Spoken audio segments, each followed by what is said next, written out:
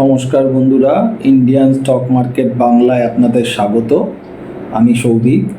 আজকে 23 September. Market just বন্ধ হলো।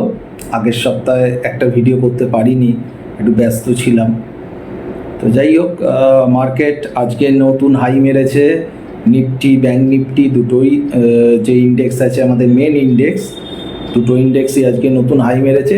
আজকে বলে না, পরপর প্রত্যেক দিনই অল্প অল্প করে হাই মারতে মারতে যাচ্ছে। তবে নিফটি এবং ব্যাঙ্ক নিফটি একসাথে লাইফ টাইম হাই অনেক দিন পর মারল। আগের দিনই ফার্স্ট করেছিল যে নিফটি আর ব্যাঙ্ক নিফটি দুটো একসাথে হাই মারছিল। কারণ এর আগে কি হচ্ছিল, নিফটি হাই মারছিল, ব্যাঙ্ক নিফটি নতুন হাই মারছিল না, বা অনেক সময় দেখা গেল ব্যাঙ্ক নিফটি নতুন হাই মারলো তো নিফটি দাঁড়িয়েছিল।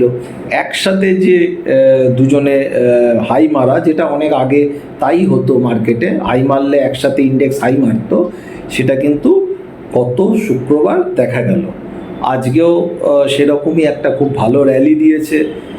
ভালো র্যালিতে গিয়ে ভালো জায়গায় বন্ধও হয়েছে, একদম ওপরে 26,000-এর কাছাকাছি। তো তাহলে মার্কেট এবার কি হবে, এটাই মেন আমাদের জিজ্ঞাস্য, বা যেটা আমাদের জানার দরকার যে এবার কি হবে। ওভারঅল ওয়ার্ল্ড মার্কেট একটা জায়গা দিয়ে যাচ্ছে। আপনারা সবাই জানেন, আমেরিকায় 50 বেসিস পয়েন্ট রেট কাট করেছে। তাতে অনেকে খুব ভালো ভালো বলে মার্কেট অনেকখানি উঠছে। যে যেরকমভাবে অ্যানালিসিস করছে সে সেরকমভাবেই বলছে।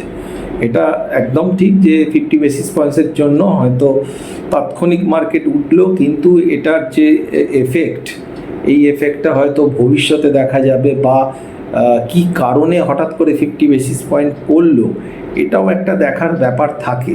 কারণ এরকম নয় তো যে রিসেশনের জায়গায় ইউএস আছে, ওই জন্য রেট 50 একবারে কমাতে বাধ্য হলো। সে যাই হোক, তর্কের জায়গায় এখন আমাদের তর্ক করে লাভ নেই। তবে আমাদের মার্কেটে যদি আমি আসতে পারি, তাহলে মার্কেট নতুন নতুন উচ্চতা দেখাচ্ছে, নতুন নতুন জায়গা দেখাচ্ছে, প্রত্যেককে নতুন নতুন আশা জাগাচ্ছে। অনেকেই চিন্তাভাবনা করে আসছে হিসাবে যে এইভাবে যদি বাড়ে তাহলে কোথায় যাবে। কেউ কল কিনে রেখেছে, কেউ ফিউচার, কেউ স্টক কিনে রেখেছে। স্টকও খেলছে, সব স্টক না খেললেও স্টক স্পেসিফিক খেলা হচ্ছে, খুব ভালো ভালো হচ্ছে। যেমন আজকে আম্বার এন্টারপ্রাইজ আমরা গ্রুপে বাই করেছিলাম, প্রায় 19% ওপর বেড়ে গেল। তারপর মনে হয় 15% ক্লোজ দিল, 15%-এ 19% অব দি ইন্টারডে আজকে আম্বার বেড়েছিল। এছাড়াও আরও অনেক স্টক, রিলায়েন্স টিনফা, মানে খুব ভালো ভালো মুভমেন্ট হচ্ছে। তবে সব স্টক যে হচ্ছে ব্যাপারটা সেটা নয়। যে যে স্টকে এতদিন ধরে রিটেলাররা খুব পয়সা কামিয়েছে, বা পেপারে পয়সা কামিয়েছে বলতে পারি, যেমন পিএসইউ, ডিফেন্স, রেল, এগুলো কিন্তু টপ থেকে এখনও অনেকখানি নিচে আছে। এই জায়গাটা অনেকখানি নিচে আছে। এইবার কি হয়, যা অন্য স্টক বেরোচ্ছে আর আমাদের প্রত্যেকেরই একটা অ্যামাউন্ট সীমিত। এবার আমরা তখন যদি কিনে রাখতাম, সেইখানে জায়গায় কি ম্যাক্সিমাম লোক তাহলে আটকে গেছে, তারা আর ওই জায়গায় এক্সিট করে নতুন নতুন স্টকের যে র্যালি হচ্ছে সেই স্টকে কতটা এন্ট্রি নিতে পারছেন আমি জানি না। কারণ অনেকে হয়তো ভাববেন যে না, ওইখানটায় তো একটু লস বুক করে আর একটা নতুন স্টকে এন্ট্রি নেওয়াই যায়, কিন্তু বলা যতটা সহজ, সবাই এই ব্যাপারটা করতে পারে না। আমি বলছি না যে কেউ পারে না, কিন্তু সবাই করতে পারে না। তো যাই হোক, মার্কেট এইভাবেই হয়, একটা সেক্টরকে ফাঁসিয়ে দেবে, পরে আরেকটা সেক্টর চলবে, তারপর আরেকটা, এইভাবেই রোটেট হতে হতে চলে।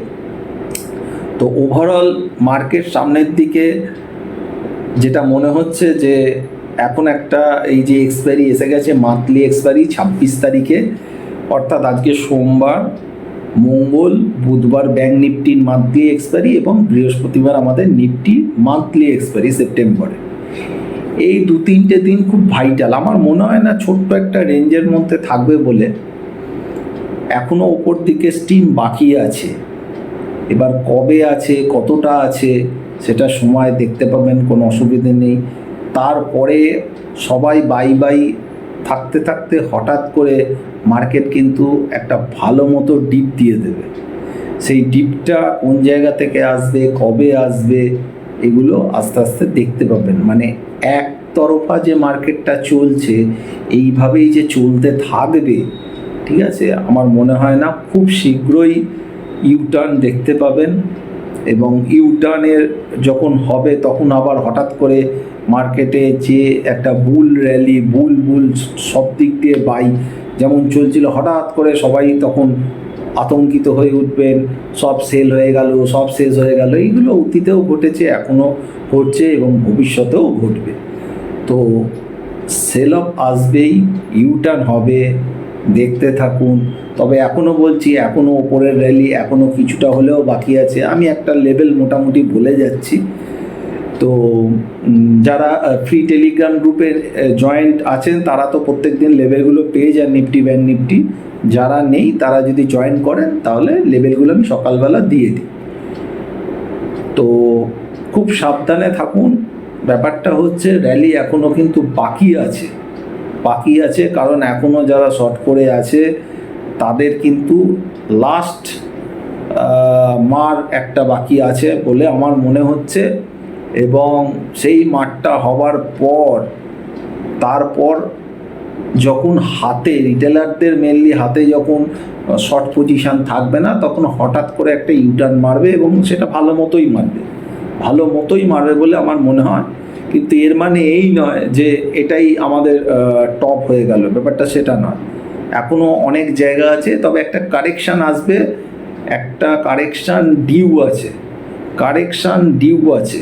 আমি ক্র্যাশ বলছি না, ক্র্যাশ আসবে, ঠিক সময় দেখতে পাবেন ক্র্যাশ আসবে কি আসবে সেটা সময় বলবে। এখন বলছি না, এখন বলছি কারেকশান একটা ডিউ আছে, টেকনিক্যাল কারেকশান ডিউ আছে।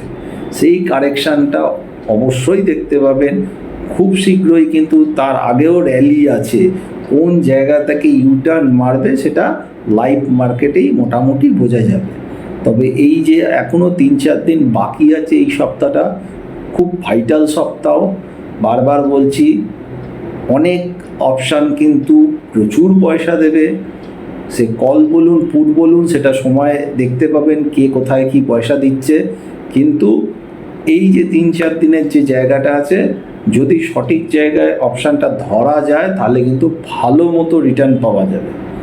তো একটু চোখ কান খোলা রেখে করুন। আর একটা যেটা হচ্ছে, আমি আগের সপ্তাহেও যে ভিডিও করেছিলাম, দুটো সেক্টর বলে গেছিলাম, একটা সুগার সেক্টর, একটা কেমিক্যাল সেক্টর। অলরেডি দেখেছেন সুগার সেক্টর, কেমিক্যাল সেক্টর স্টকগুলো কিভাবে র্যালি শুরু করে দিয়েছে। এর মানে এই নয় র্যালি এখানেই শেষ হয়ে গেল, র্যালি চলবে, মার্কেট পড়লেও এই দুটো সেক্টর চলবে। সব সেক্টর তো একভাবে চলে না, এটা আপনাদের বলেও ছিলাম। তো ওই সেক্টরগুলোর ওপর নজর রাখুন। তার মধ্যে যে স্টক আপনারা পছন্দ করেন, একটু ফান্ডামেন্টাল দেখে বা টেকনিক্যাল দেখে নিজেরা বাঁচতে পারেন। এগুলো আমি টোটাল এডুকেশন পারপাস বলছি, যেহেতু আমি সেবি রেজিস্টার্ড অ্যানালিস্ট নই। আমি নিজে যে ট্রেড নিই বা যেটা মনে করি সেটা আমি এখানে এসে ডিসকাস করি। এটা হতে পারে আমাদের গ্রুপে অনেক সময় বলা থাকে, সেখানেও এডুকেশন পারপাসই বলা থাকে, আর আমার নিজস্ব রিয়েল ট্রেড তো থাকেই। তো যাই হোক, আজকের যেটা মেন এবার লেভেলগুলো আমি একটু বলে দিই। সেটা হচ্ছে আজকে নিফটি ক্লোজ দিয়েছে, ক্যাশ লেভেল বলছি 25,939। এটা ওপরের দিকে 26,082 এবং 26,244 এই অবধি যেতে পারে। নিচের সাপোর্ট আছে 25,800। আর ব্যাঙ্ক নিফটি 54,106 ক্লোজ করলো আজকে। এটা 54,289 ফার্স্ট রেজিস্ট্যান্স হবে, সেকেন্ড রেজিস্ট্যান্স হবে 54,756, আর সাপোর্ট আসছে 53,939-40 এরকম একটা লেভেলে আসছে। অর্থাৎ এই লেভেলগুলো দেখে নিজেরা দিনের দিন ট্রেড নিতে পারেন। তবে ম্যাক্সিমাম চেষ্টা করবেন যে খুব বেশি ডেলিভারি না নিয়ে যেতে, আর নিয়েই যেতে হয় তাহলে খুব বুঝে শুনে ডেলিভারি নিয়ে যাবেন, সে লং হোক বা শর্ট হোক, যাই হোক। তো আবার নেক্সট ভিডিও আমি করব। আজকে তো সোমবার, এই উইকে নিশ্চয়ই আর একটা ভিডিও করব। ততক্ষণ ভালো থাকুন, সুস্থ থাকুন, সাবধানে ট্রেড করুন। আশা করছি নেক্সট ভিডিও আমার যখন আসবে তার মধ্যে মার্কেট হয়তো আপনাদের অনেক কিছু খেলা দেখিয়ে দেবে। আজকে এখানে শেষ করছি। নমস্কার।